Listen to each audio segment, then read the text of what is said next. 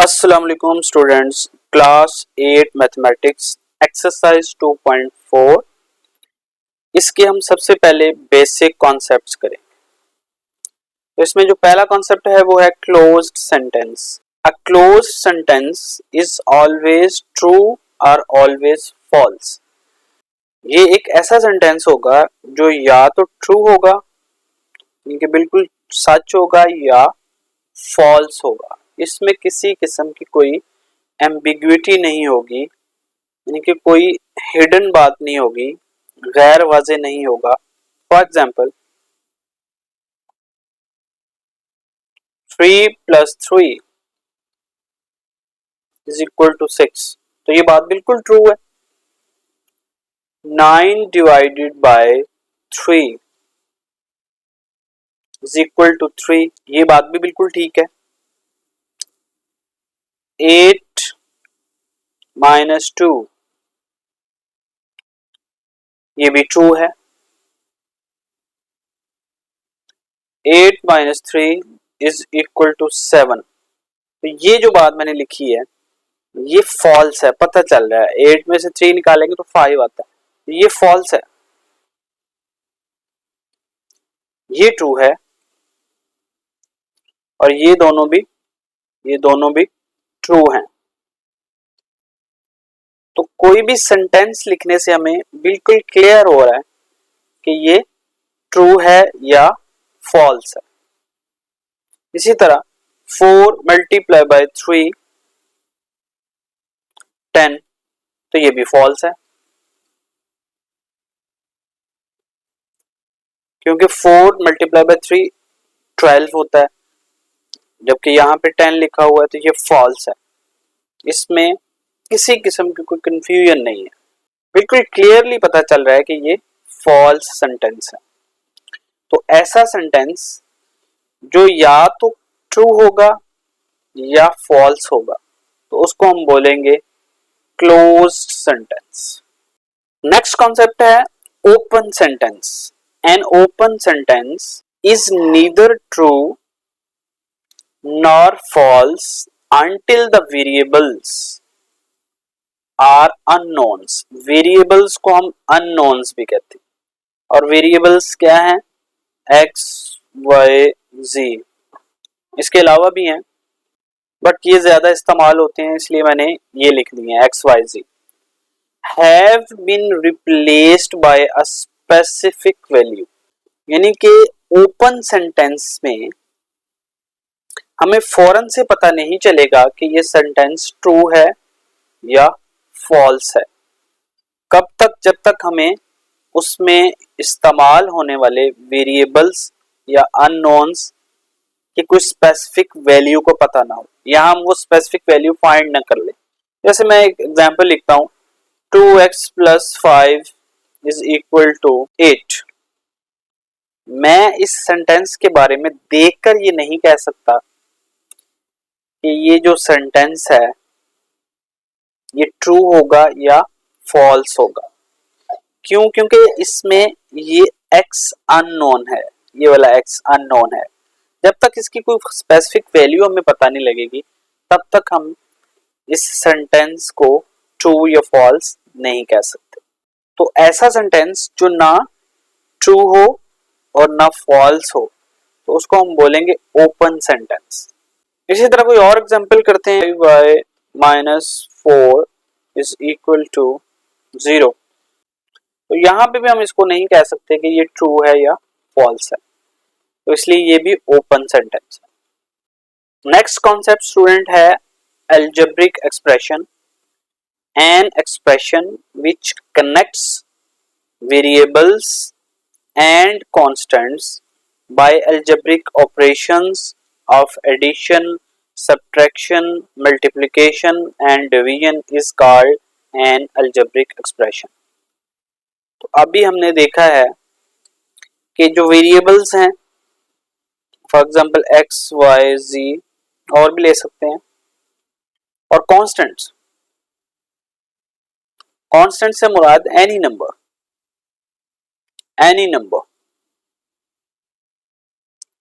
वो कांस्टेंट होगा, चाहे वो डेसिमल वाला नंबर हो, फ्रैक्शन हो, होल नंबर हो, नेचुरल नंबर हो, तमाम नंबर्स जो हैं उनको हम एज अ कांस्टेंट ट्रीट करते हैं। तो ऐसा एक्सप्रेशन जो वेरिएबल्स को और कांस्टेंट्स को कनेक्ट करता है। अब कनेक्ट जब हमने करना है तो सम ऑपरेशंस के थ्रू करना है। तो यहाँ पे ये जो एडिशन है, मल्टीप्लिकेशन है, सब्ट्रैक्शन है, डिवीजन है, these are all algebraic operations. Algebraic operations भी इनको कहते हैं, अरिथमेटिक ऑपरेशंस भी कहते हैं। तो जब हम वेरिएबल्स को और कांस्टेंट्स को कनेक्ट करते हैं इन ऑपरेशंस के थ्रू, तो जो एक चीज बनती है हमारे पास उसको बोलते हैं अलजेब्रिक एक्सप्रेशंस। फॉर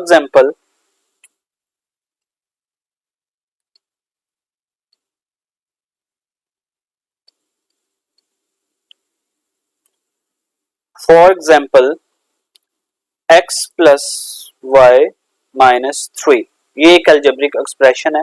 इसमें देखें x और y वेरिएबल्स हैं और 3 कांस्टेंट है, और ये प्लस और माइनस ये अलजेब्रिक ऑपरेशंस हैं।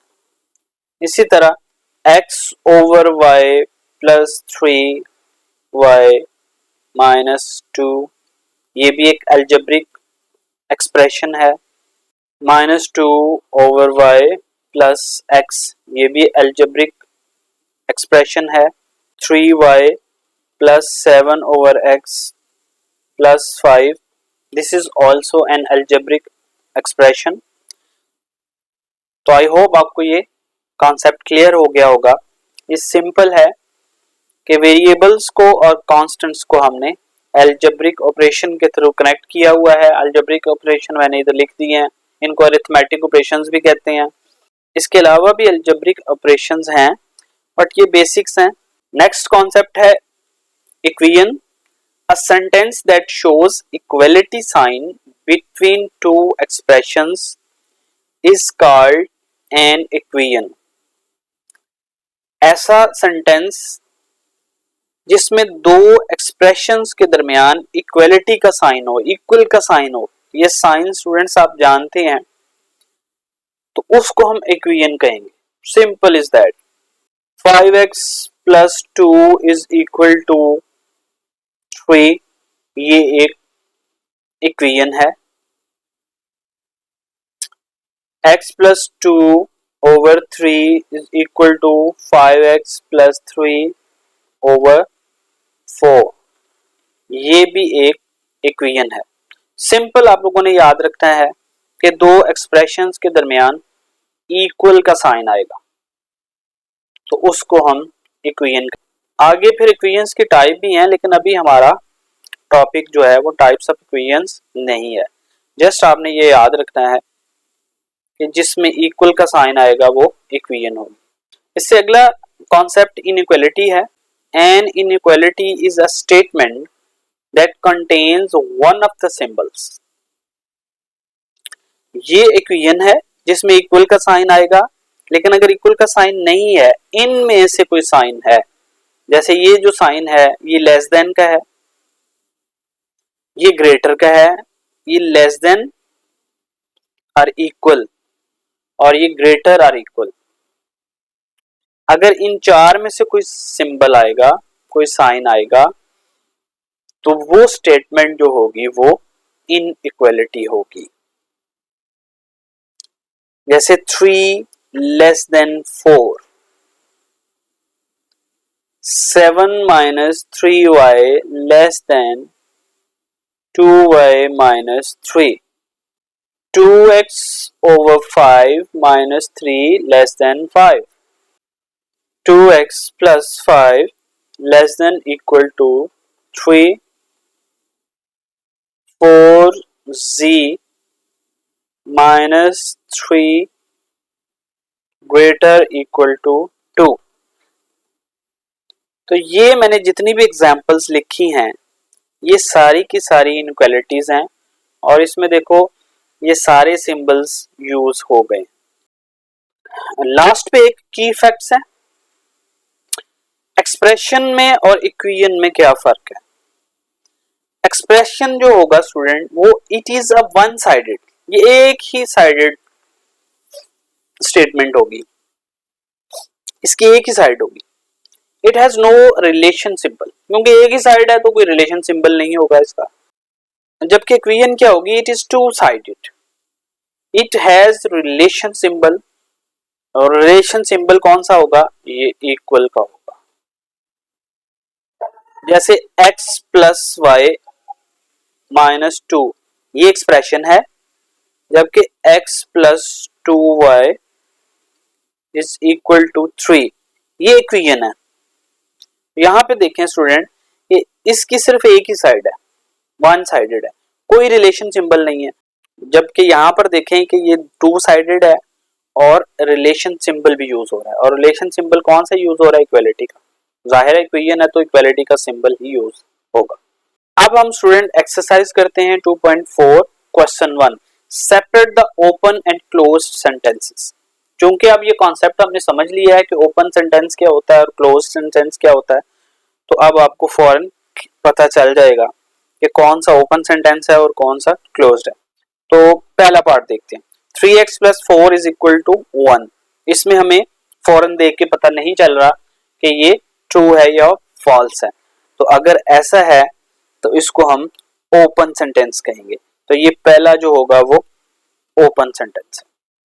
ट्रू में भी देखें स्टूडेंट, इसमें भी हमें नहीं पता चल रहा कि ये ट्रू है या फॉल्स है, जब तक हमें x की वैल्यू को पता न लगे, तो ये भी ओपन सेंटेंस।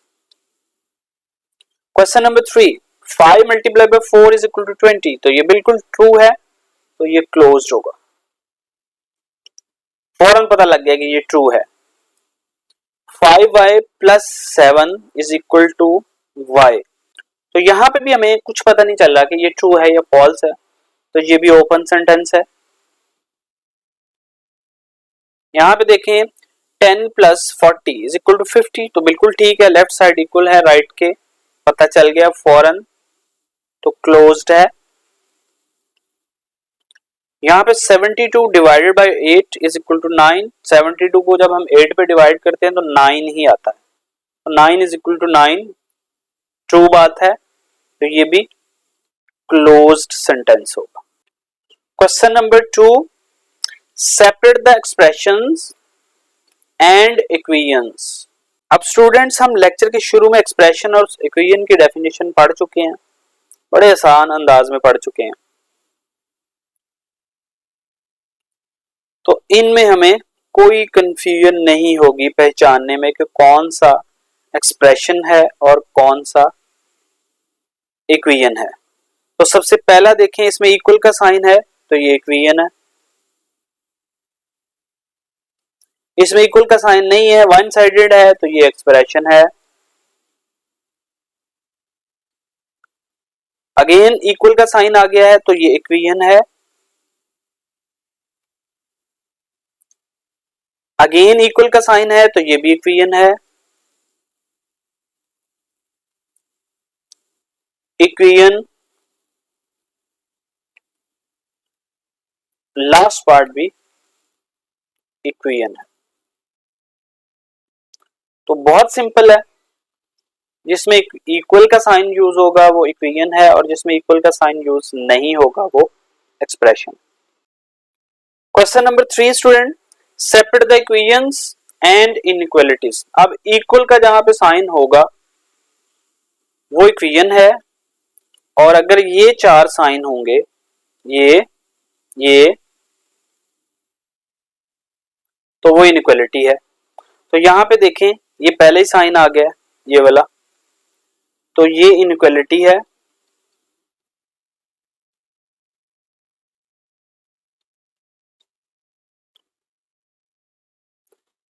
ये भी इनइक्वालिटी है।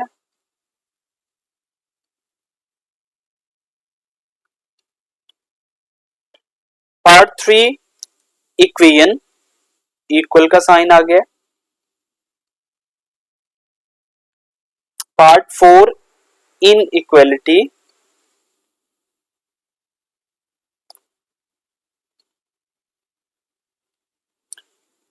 Part 5 equation, part 6 again inequality.